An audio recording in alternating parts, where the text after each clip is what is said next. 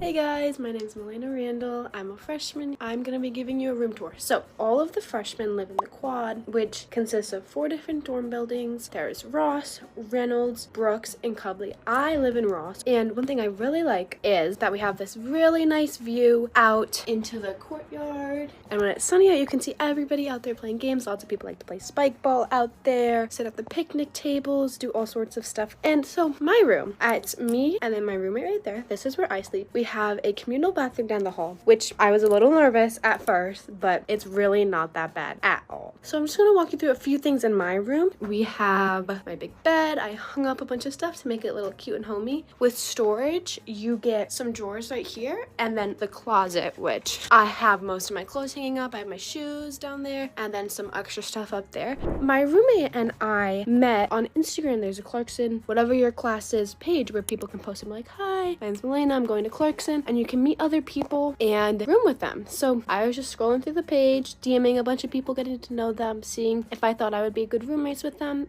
And then Kate and I started DMing and just talking, and we decided that we thought we would live really well together. And the new student or accepted students portal, we just put each other's names down, and now we're roommates. And it's been super great. The Clarkson Instagram page was really helpful for meeting new people.